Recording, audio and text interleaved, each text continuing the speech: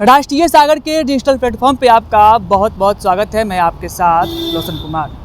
बिहार में इसी वर्ष विधानसभा का चुनाव है और कल भारतीय जनता पार्टी का कैबिनेट बैठक की गई और उसमें कई सारे लोग भारतीय जनता के वरिष्ठ नेता मौजूद रहे और आज बिहार में जो है मंत्री विस्तार का चर्चा जो है सामने आ रही है। आज शाम को 4 बजे राजभवन में 7 भारतीय जनता पार्टी के विधायक हैं, वो मंत्री पद के शपथ लेंगे।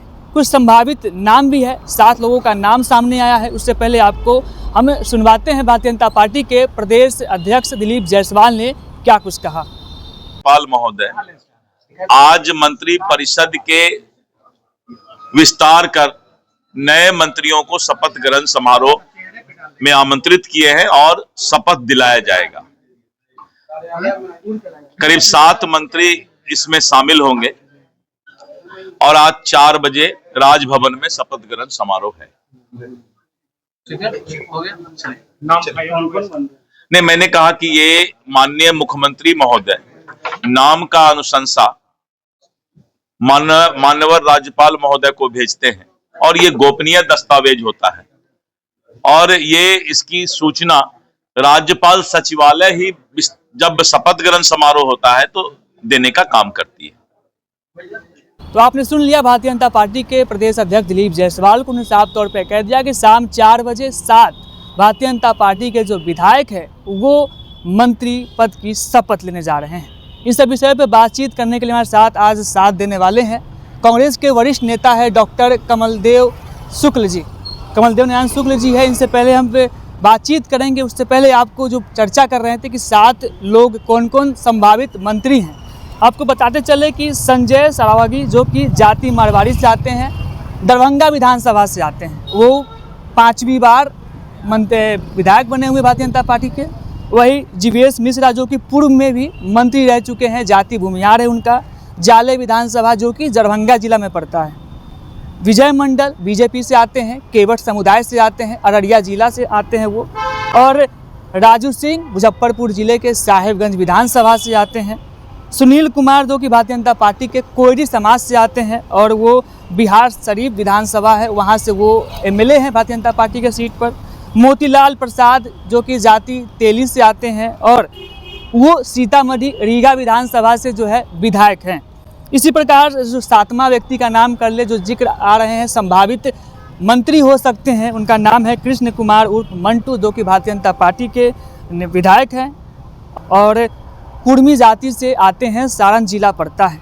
जिस प्रकार से बिहार में 25 में चुनाव है और कहीं ना कहीं भारतीय जनता पार्टी जो है एक क्षेत्रीय समीकरण साधने का प्रयास किया है। सारण, पटना, मिथिलांचल, सीमांचल और तिरहुत, इन जगहों पर जो है 7 मंत्री को चुनने की बात सामने आ रही है। तिरहुत से बात करें, तिरहुत से 2 लोग हैं, 2 व्यक्ति की चर्चाएं हो रही है। साथ ही साथ और भी कई लोग हैं, इन सब विषय पे बातचीत करेंगे। आज हमारे साथ बात करने के लिए मैंने भी पहले बोल दिया डॉक्टर कमलदेव नारायण शुक्ल जी हैं। जिस प्रकार से आज मंत्रिमंडल का विस्तार हो रहा है, पहले आपकी इस पर क्या राय है? पहला तो यही चुनावी विस्तार है। बिहार के विकास से इस विस्तार को कुछ लेना देना नहीं है और जिन लोगों को मंत्रिमंडल में शामिल किया जा रहा है उनके जाति के विकास से भी कुछ लेना देना नहीं है। यह कंप्लीट चुनावी विस्तार है और इसका आगाज तो माननीय प्रधानमंत्री जी भागलपुर के आगमन में कर दिया है और उसमें जो एक बड़ी बात आई जो कल या परसों से वायरल भी हो रहा है वीडियो, सम्राट चौधरी जी का। अच्छा, तेजस्वी यादव वाला? हाँ, जो सम्राट चौधरी जी कह रहे हैं गिरिराज जी को कि भाई लालू जी पर वार कीजिए, राबड़ी जी पर वार कीजिए, तेजस्वी पर वार करने की जरूरत नहीं है। और मैं पहले भी कहा हूँ कि बीजेपी कोई विकास की काम नहीं करती है, केवल जुमलाबाजी है। अगर वह काम करती धरती पर, धरातल पर उनका काम रहता तो ठीक है, पहली बार तुम लोग जंगल राज के नाम पर लालू के विरोध पर आ गए सत्ता में। अब अपने काम पर वोट मांगो ना, काम पर सरकार बनाने की बात करो ना। आज भी तुम एजेंडा तय कर रहे हो कि लालू को टारगेट बनाओ और जंगल राज ही एजेंडा हो, प्रधानमंत्री ने तय कर दिया तो प्रधानमंत्री जी तो गाइडलाइन देकर चले गए कि तुमको विकास की बात नहीं करनी है। जब महंगाई और बेरोजगारी की बात आएगी तो हिंदुस्तान पाकिस्तान की बात करनी है ना। जब आर्थिक मंदी की बात आएगी तो तुम मंदिर मस्जिद की बात कर लेना। जब और कोई बात उठे तो महाकुंभ की बात कर लेना। लेकिन मैं जानना चाहता हूँ सनातनी ठेकेदारों से कि मैंने अखबार में देखा इस महाकुंभ में ही कि बहुत बच्चे अपने बाप और मतारी को घर के ताला में बंद करके अपने पत्नी के साथ गए थे कुंभ नहाने के लिए। वह कौन सा सनातन धर्म है? वह कौन सा पुण्य कमा रहे हैं? उनको कौन सी स्वर्ग की सीढ़ी लगेगी? कहा हुआ है अगर आप सनातनी हैं तो बाप और मतारी से बढ़ के दूसरा कोई देवी और देवता नहीं होता। अच्छा, आपको क्या लग रहा है कमल देव जी, जिस प्रकार से 7 लोगों का जिक्र है, 7 लोगों में जो है आपको हम बताते चले, आप लोगों को भी बताते चले कि 7 में 2 लोग जो है तिरहुत से आते हैं, राजू सिंह हैं और मोतीलाल प्रसाद जो है भारतीय जनता पार्टी के। ये दोनों व्यक्ति जो है वो तिरहुत से आते हैं, मुजफ्फरपुर और सीतामढ़ी तिरहुत में आता है। फिर सीमांचल से भी आते हैं, अररिया से हैं विजय मंडल है, फिर मिथिलांचल दरभंगा से आ रहे हैं 2 विधायक हैं, पटना से आ रहे हैं और सारण से आ रहे हैं कृष्ण कुमार मंटू आ रहे हैं। क्या लग रहा है आपको कि क्षेत्र और जो जाति समीकरण है चुनाव को लेकर वो साधने का प्रयास किया जा रहा है? रोशन जी, पहले ही आपको कहा कि बीजेपी एक ऐसा दल का नाम है जो 365 दिन चुनावी राजनीति पर काम करता है और जीतने का हमेशा गणित बनाता है। विकास एजेंडा उसका नहीं है। जो कमिटमेंट कर गए, अगर 14 से लेके अभी तक बीजेपी के मैनिफेस्टो का आप टर्म बाय टर्म एनालिसिस करें तो जो मैनिफेस्टो में कहा वो कोई पूरा नहीं किया। और यह भी जो है क्षेत्रीय संतुलन साधने का काम हुआ है और जातीय संतुलन साधने का काम हुआ है। और सबसे बड़ी बात है कि बंटवारा का विकेंद्रीकरण हुआ है। जब 6 महीना के अंदर हो सकता है कि चुनाव आयोग यहाँ आचार संहिता लागू कर दे, तो 6 महीना में ही मंत्री जी क्या करेंगे? बस इतना ही कर सकते हैं कि अपने लिए चुनावी फंड का इकट्ठा कर सकते हैं और पार्टी के लिए चुनावी फंड इकट्ठा कर सकते हैं। हम बाद में जाएंगे कि 4.5 साल क्या कुछ किए या नहीं किए। जिस प्रकार से भारतीय जनता पार्टी कहती है कि एक साथ हम एक ही पद का निर्वहन करते हैं, प्रदेश अध्यक्ष थे, मंत्री भी थे, लेकिन काफ़ी लंबा समय लग गया जब प्रदेश अध्यक्ष बने और आज करीब कई महीने बीत गए और आज वो मंत्री पद से इस्तीफा दिए हैं। बीजेपी को चुनाव के समय ही अपना सिद्धांत और आइडियोलॉजी क्यों याद पड़ता है कि मैंने कहा है कि एक आदमी एक पद। दिलीप जायसवाल जी कब अध्यक्ष बने और कब से मंत्री हैं? आज उनको रिजाइन देने की जरूरत क्यों पड़ी? और प्रधानमंत्री के आने के बाद रिजाइन देने की जरूरत क्यों पड़ी? क्योंकि प्रधानमंत्री जी ने जितने समय भागलपुर में दिया उसमें मैक्सिमम टाइम उन्होंने चुनावी टिप्स दिया और चुनावी टिप्स का एक पार्ट था। उसमें एक दिया कि लालू के खिलाफ करो, जंगल राज की बात करो, अपने काम की बात मत करो। दूसरा टिप्स था कि संतुलन बनाओ, क्षेत्रीय और जातीय संतुलन बनाओ। तीसरा टिप्स था कि अभी जो एक आदमी के जिम्मे 4-5 विभाग है उसमें जो कलेक्शन हो रहा है एक ही जगह से आ रहा है, इसलिए ह्यूज अमाउंट दिखाई देता है एक आदमी के द्वारा, इसलिए विभिन्न आदमियों में डिस्ट्रीब्यूट करो ताकि डिफरेंट जगह से आवे, तब अमाउंट ज़्यादा होगा। और ये वितरण किया गया है ताकि विधायक भी खुश रहें, फंड भी ज़्यादा इकट्ठा हो जाए और चुनाव के लिए हम रणनीति बना सके। बीजेपी को काम से कोई मतलब नहीं है। और जिन लोगों का नाम चर्चा में है उनके बारे में आप देखें, उनके विधानसभा में उनका क्या चरित्र रहा है, समाज के सामने उनका क्या चरित्र रहा है, किस ढंग से हिंदू मुस्लिम करने वाले लोग हैं। ऐसे लोगों का ही कैरेक्टरिस्टिक देख के बीजेपी या तो मंत्री बनाती है या प्रमोशन देती है या मुख्यमंत्री बनाती है। अभी दिल्ली के मुख्यमंत्री जी का देख लीजिए। कैरेक्टर की बात किया, एक बात मुझे याद आ गया कि जो राजू सिंह जिनके संभावित मंत्री बनाए जा रहे हैं और साहिबगंज से विधायक है, वो बीजेपी के टिकट पर एक बार भी विधायक नहीं बने, 4 बार से विधायक हैं। वो पहली बार लोजपा से बने, दूसरी बार जदयू से बने, 2015 में जदयू का दामन थामा और फिर बीजेपी उनको टिकट दिया, लेकिन 2015 में बीजेपी के टिकट पर चुनाव हार गए। फिर वीआईपी का सहारा लेना पड़ा उनको।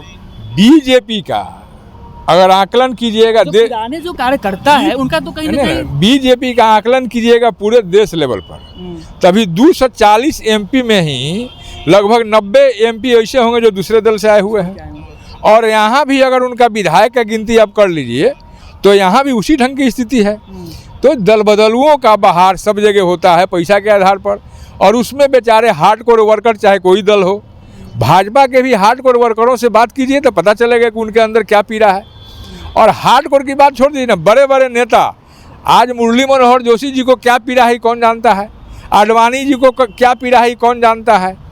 इस ढंग के लोग जो पीड़ित हैं वे अपने आप को आज अक्षम समझते हैं, तो कहीं ना कहीं इनका पाप तो मोदी जी पर पड़ेगा ही।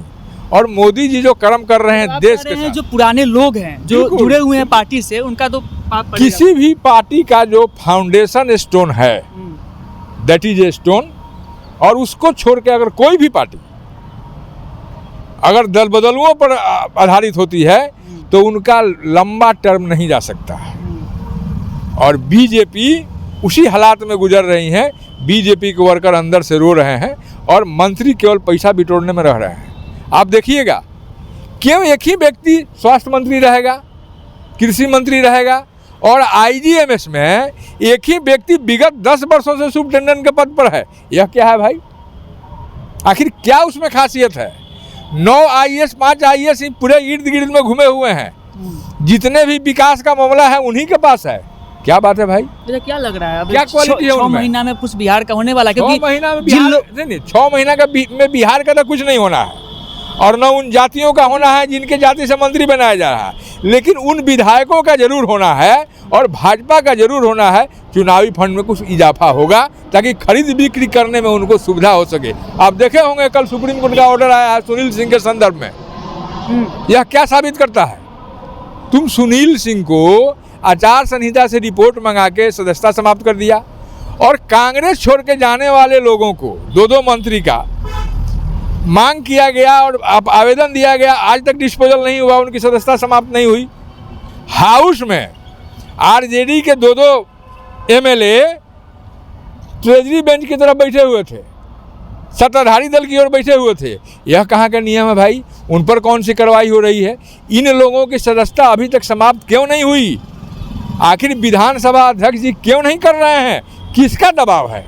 और सुप्रीम कोर्ट के आदेश के बाद मैंने जदयू के एक मंत्री का बयान सुन रहा था कि सुप्रीम कोर्ट ने उनके चरित्र को जरूर दागी बताया है, लेकिन सुप्रीम कोर्ट ने यह भी कहा है कि विधानसभा को हमेशा कार्रवाई करने के पहले समानता का एंगल अपनाना चाहिए। लेकिन मेरा ये आरोप है कि विधानसभा समानता का एंगल नहीं अपना रहा है।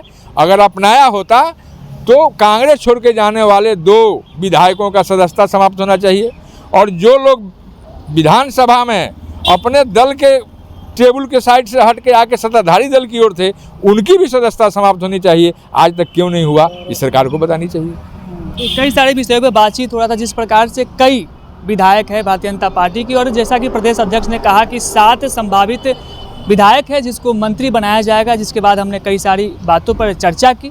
वही साथ ही साथ राजू सिंह, जो कि भारतीय जनता पार्टी के टिकट पर, एक बार उनको टिकट मिला 2015 में, लेकिन वो चुनाव नहीं जीत पाए। उससे पहले वो लोजपा में गए, जेडीयू में गए, वीआईपी में गए, वीआईपी के टिकट पर चुनाव जीते, और 2 वर्षों तक रहने के बाद वो जो है बीजेपी का दामन छोड़ जो है बीजेपी में आ गए, और बीजेपी ने उनको जो है मंत्री बना दिया है। इनसे मैंने बातचीत किया कि जो पुराने कार्यकर्ता है, जो लंबे समय से भारतीय जनता पार्टी के साथ जुड़े हुए हैं, जो पुराने वर्कर हैं, उनका क्या होगा। तो इन सब विषयों पर बातचीत हुई।